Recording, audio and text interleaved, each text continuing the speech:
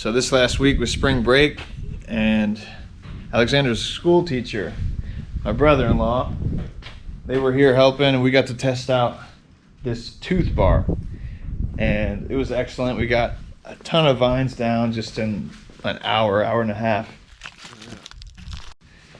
And Tracy had been doing some cutting with this brush cutter, bush hog, whatever you want to call it.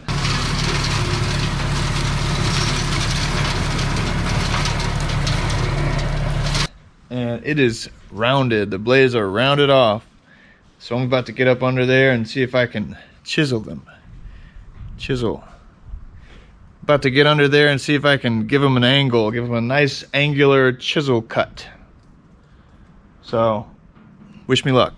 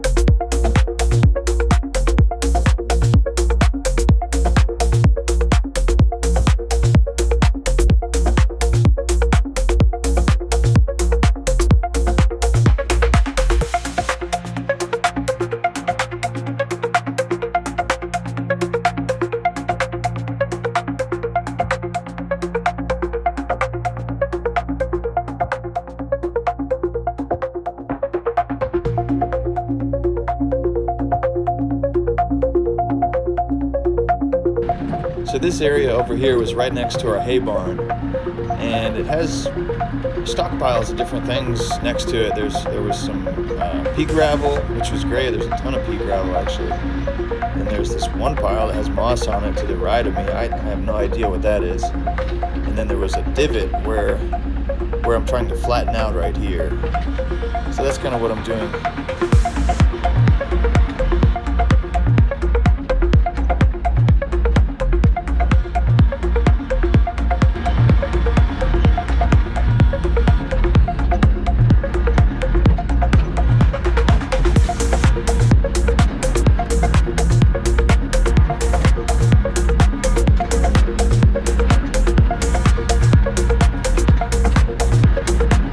Now that I got that flattened out, I started up the brush hog. But one of the critical mistakes I was making early on whenever I was running this system is I wasn't aware I could go ahead and move my my bucket and rip things down first with the brush hog going and then shred them later. So what I should have done at this point was just get my teeth as high as I could and rip those vines down and get them out where it's already flat, then shred. Two-step process. You rip, then you shred. Don't shred and try to rip. Rip, then shred. That's how it works. So there's a perfect example in this scene. I'm driving past thinking that I will rip these vines down, and then you can see right there they get cut with the brush cutter, and then they snap back. So that's exactly what you don't want to do. You've got to rip them down first, then shred.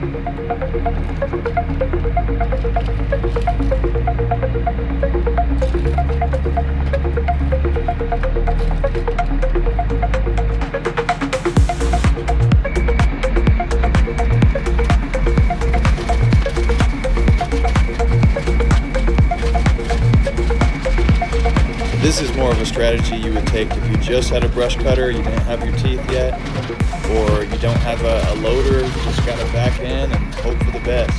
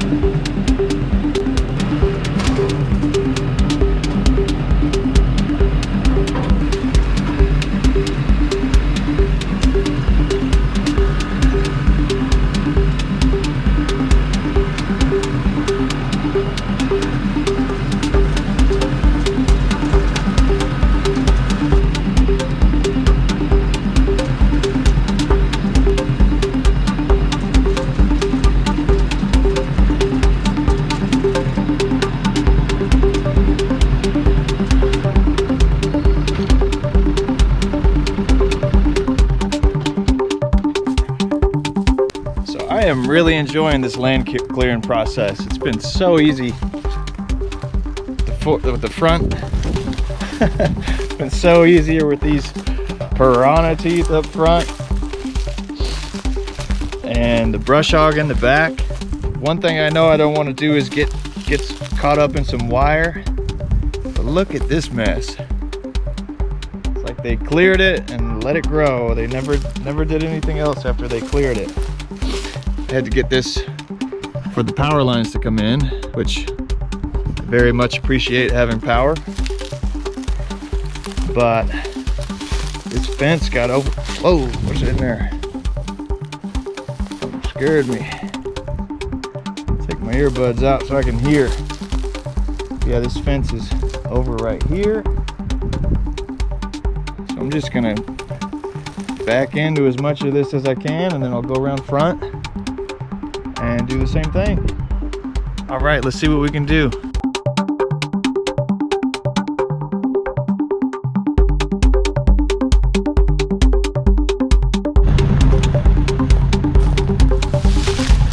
Where is the fence? Is there a fence? I don't see any posts. Why would they have a gate right there? There's no fence. Oh, there it is. Here's a piece of fence. Oh, there's a big old animal hole. Looks like if I go high, I won't get the fence.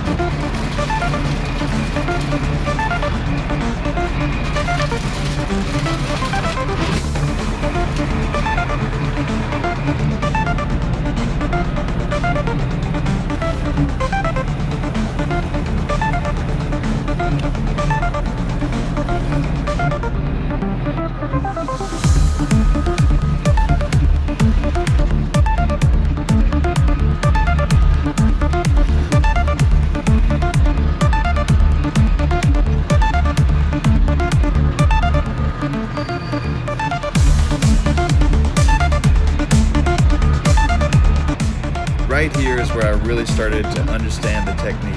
Having never done this before, it took me a little bit, took me a couple hours on the machine to really get a feel for what I need to do. And this was it. Started ripping and shred.